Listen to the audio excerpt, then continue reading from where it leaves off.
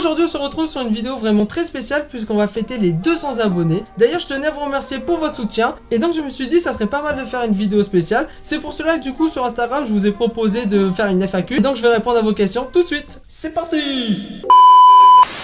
Du coup, la première question c'est: feras-tu des lives YouTube en 2022? Bah pour répondre à ta question ça va être compliqué, je ne suis pas trop fan des lives, voilà. En tout cas sur YouTube j'aime pas trop faire des lives, sur Instagram j'aime bien. D'ailleurs comme je vous ai dit, n'hésitez pas à me rejoindre sur Instagram puisque c'est là que je fais plutôt des lives. Alors que YouTube ça va être compliqué pour plusieurs raisons, parce que déjà, bah j'ai pas le matériel pour, hein. Comme je l'ai dit souvent, j'ai pas de PC adapté pour faire des lives, j'ai pas de logiciel non plus. En plus si je mets un logiciel, mon PC il va crash direct, hein. Ça va être catastrophique, hein. Également aussi, bah j'ai pas de webcam, donc c'est très compliqué. Et le deuxième souci c'est que les lives ça dure très longtemps, ça doit durer au moins 1 heure voire 3 heures des fois, et c'est vrai qu'il faut trouver un sujet intéressant, soit des jeux vidéo soit des thèmes, mais en tout cas il faut que ce soit intéressant et du coup je pense que ça va être vraiment compliqué et je préfère plutôt consacrer ma chaîne YouTube à des vidéos qui durent à peu près 10-15 minutes, voilà. Au moins c'est des petites vidéos cool qu'on peut regarder quand on veut.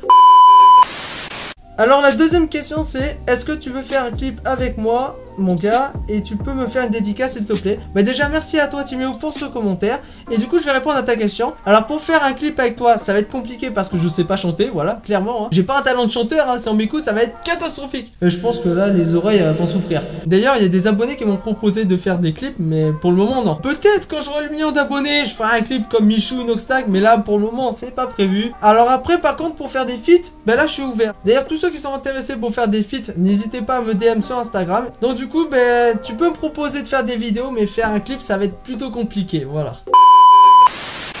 Alors la troisième question c'est: bravo mon gars, quelles sont tes résolutions pour cette année? Merci beaucoup à toi pour ce message. Et donc par rapport aux résolutions j'en ai plusieurs. Je vais résumer ça sinon ça va être trop long à expliquer. Alors la première résolution ben, c'est d'améliorer la chaîne YouTube. Donc je vais changer le logo, la bannière. Également je vais être beaucoup plus actif. Et je vais essayer aussi de faire des vidéos de meilleure qualité. Également ce que je compte faire c'est aussi me mettre au sport. Donc ça c'est une nouvelle résolution. Parce que voilà j'aimerais bien prendre du muscle, hein, voilà, on voit mes bras, il n'y a rien. Donc je me suis dit ben voilà, faut que je me mette au sport. Comme ça ben en plus ça me fait une épreuve, c'est un challenge. Et en plus je vais faire une vidéo où on va voir mon évolution musculaire. D'ailleurs j'ai vu que vous étiez nombreux à vouloir que je fasse ça. Donc bah j'ai hâte de faire cette vidéo. Et en même temps ben on va voir mon évolution sportive. Alors du coup la troisième résolution ben, c'est d'avoir un logement. Comme ça ben, je pourrais tourner différents types de vidéos. Je pourrais faire différents concepts puisque c'est assez compliqué de tourner les vidéos chez moi puisque je vis chez mes parents. J'ai hâte d'avoir un logement. Et la dernière résolution, alors c'est pas vraiment une résolution mais c'est plutôt un rêve, ben, c'est de faire une rencontre amoureuse. Donc j'espère avoir une copine un jour. Et je pense que là ça serait vraiment un des plus beaux cadeaux de ma vie. Voilà mes 4 résolutions.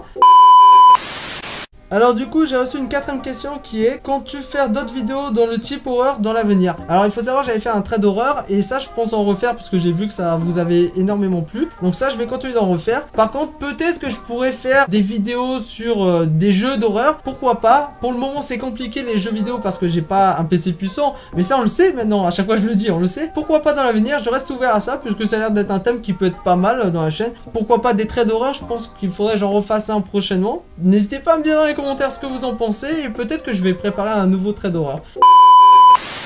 Tu as arrêté les études quand ou à quel niveau? Alors il faut savoir que j'ai fait un bac, puis après j'ai fait une année de médecine, puis après j'ai fait un BTS, donc j'ai fait au final 2 ans d'études, alors 3 ans au total en comptant la médecine, mais le BTS normalement c'est au bout de 2 ans. Quel est ton travail? Ben maintenant je suis opticien lunetier.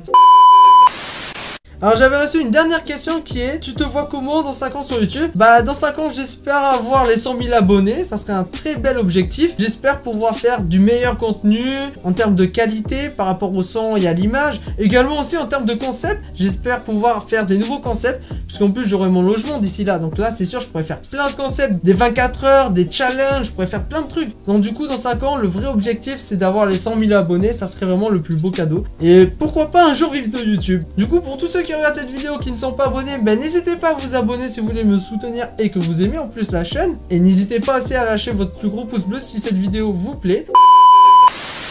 Alors du coup on se retrouve sur la deuxième partie où je voulais parler de YouTube. Alors du coup ce que je voulais vous parler par rapport à YouTube c'est de ma manière de voir les choses quand je fais une vidéo. Parce que c'est vrai que quand vous voyez mes vidéos vous savez pas ce que j'en pense, comment je raisonne. Et donc je voulais vous parler vite fait de ça. En gros il faut savoir simplement que quand je fais une vidéo avant de la mettre sur YouTube, mais en fait ce que je fais c'est que je vérifie que la vidéo soit bien faite. Quand je regarde la vidéo je me mets à la place du spectateur et je me dis qu'est-ce qui me donne envie de regarder cette vidéo, quels sont les points positifs et quels sont les points négatifs. Et donc les critères les plus importants selon moi en gros c'est la qualité qualité de l'image, la qualité du son, la qualité du montage aussi. Et également aussi, après il y a le concept. Quel type de concept je fais sur la chaîne? Est-ce que la vidéo est dynamique? Est-ce que la vidéo est intéressante? Et toutes ces questions-là, je me les pose quand je regarde la vidéo. Comme ça, je me dis, est-ce que ça répond à ces critères? Et donc après, je la poste sur YouTube. Mais c'est vrai que souvent, je suis pas très satisfait de ce que je fais parce que je me dis que je pourrais faire beaucoup mieux. Ce qui fait que j'ai tendance à me mettre beaucoup de pression.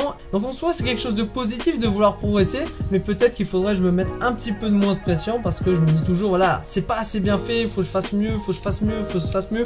Mais je me mets trop de pression. Il y a beaucoup de personnes qui m'ont dit que j'ai pas mal évolué, que ce que je faisais au début était bien et que là c'est encore mieux puisque du coup je me suis amélioré. Donc j'essaye de m'améliorer dans la miniature, dans le montage et plein de gens le remarquent et donc du coup ça fait vraiment plaisir. Donc merci beaucoup pour vos retours. J'espère que cette vidéo vous aura plu, comme ça j'ai répondu à vos questions et en plus je vous ai parlé d'un petit sujet un petit peu personnel par rapport à YouTube. Si c'est le cas, n'hésitez pas à lâcher votre plus gros pouce bleu. N'hésitez pas aussi à vous abonner, on va se retrouver pour de prochaines vidéos.